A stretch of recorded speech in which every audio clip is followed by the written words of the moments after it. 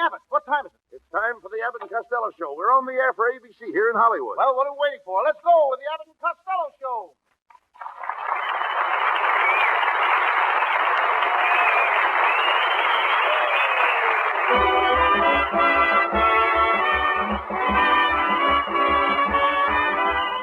Yes, it's the Abbott and Costello Show. Hey, Abbott, look, I got a telegram from one of our listeners. He heard me playing the part of Sam Shovel on last week's show. Well, what did he say? Read it. It says, Dear Mr. Costello, your playing of Sam Shovel, the detective, on last week's program was thrilling.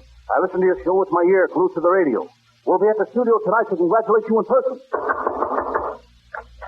Mr. Costello, there's a man out here to see you. What does he look like? He's a tall, thin guy with a radio glued to his ear. Never mind him. Is there any more fan mail, Lou? Yes, here's a letter that says, Dear Lou Costello, I think you are the greatest comedian in the world. Your acting as Sam Shovel, the detective, last week was simply wonderful. I hear you are the sweetest man in the world. I love you. Wait a minute. Who wrote that letter? It's signed C-O-U-B-R-S-O.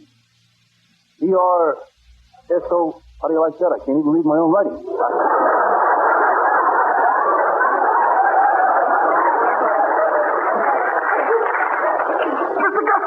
Mr. Costello, I want to thank you. You saved my life. What do you mean Costello saved your life? I'm a radio actor. I haven't worked in 6 years. I haven't eaten for weeks.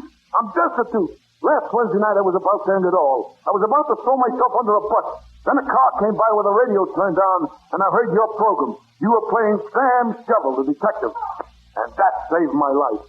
Listening to my program saved your life? Yeah, if a jerk like you can get away with that garbage, anybody can make a living.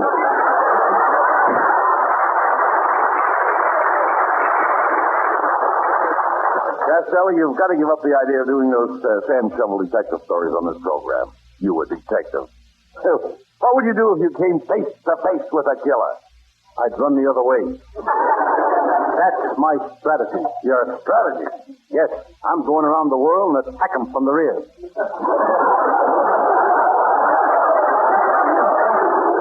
Well, suppose it was a girl crook. She's got big blue eyes and a gorgeous figure. Would you pinch her?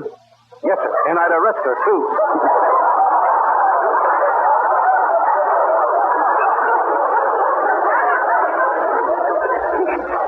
Costello, you're not brave enough to play the part of Sam Shovel, the detective. Oh, no? I can prove that I'm brave. See these bullet holes in my chest? Once a mob of gangsters came at me with guns blazing, but I kept advancing and advancing. That's how you got the bullet holes in your chest? Yes, sir. Tell me more. Sit down. I can't. I also retreated.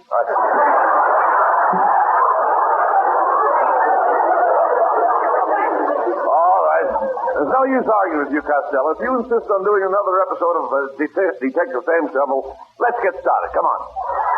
And now for our murder mystery, Sam Shovel, Private Detective. Yes, I'm Sam Shovel.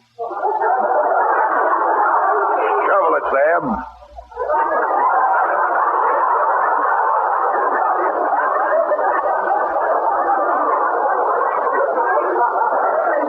That's the finest work you've done in years.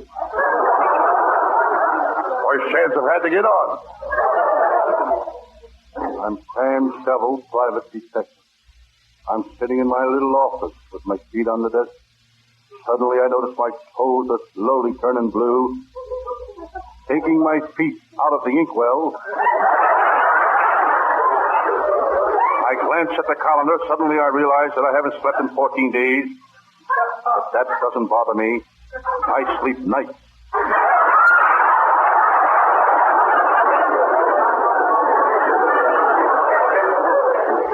Suddenly I feel dizzy. My head is spinning. No wonder. My hair is caught in the electric fan. Looking on my desk, I see a strange sight. A cigarette is smoking in the ashtray.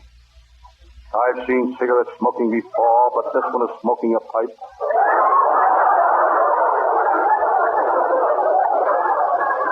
Suddenly, there's a knock on the door.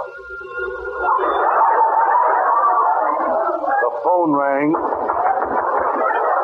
Somebody is knocking on the phone.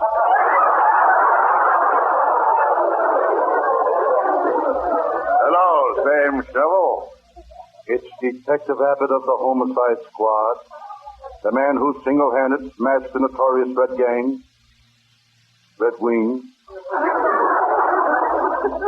Then he smashed the yellow ring. Then he broke up the black ring. Then they threw him out of the jewelry store. He was busting too many rings. Sam, what's that horrible smell in this office? That last joke.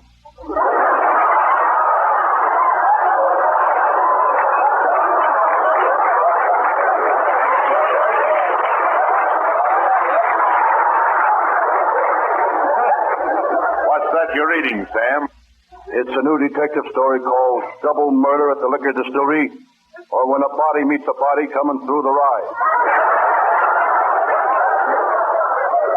Lieutenant Abbott, this next line is ridiculous coming from me to you. I'll accept it. I know you will. Lieutenant Abbott, can I offer you a drink? Don't mind if I do. Abbott took a couple of shots.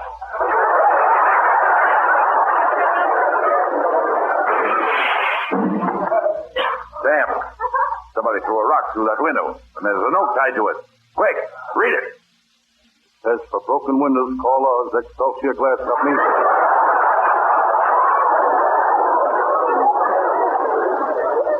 Lieutenant Abbott, I'd like to discuss my latest case with you. Sit down on that swivel back chair. I don't see any swivel back chair. Mm-hmm.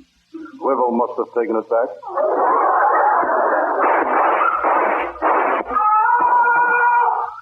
What was that? Somebody's been shot just outside the door. Let's see who it is.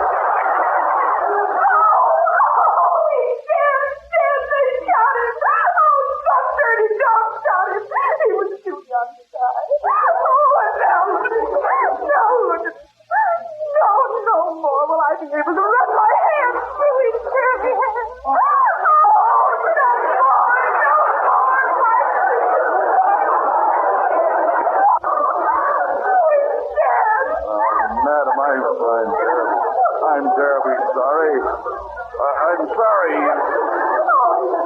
I'm really sorry your husband is dead. Oh, it was nice. He was going to take me to the Palladium. But I'm sorry, madam, that your husband is dead.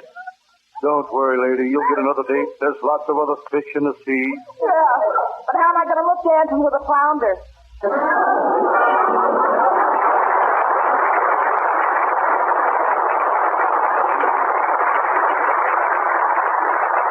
Lieutenant Abbott left with the woman. There I was, all alone with a dead man.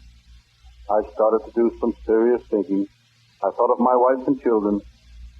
I don't know what made me think of my wife and children. I haven't got any wife and children. This case reminded me of the time I caught Sidney, the knife killer. He wanted to cut out my liver. He wanted to cut out my gizzard. There was a man after my own heart. After I solved that case, Bulldog Drummond invited me to lunch. I'll never eat with Bulldog Drummond again. I can't stand that kennel ration. I decided to use my wristwatch radio and call Lieutenant Abbott, who was cruising the neighborhood in his squad car.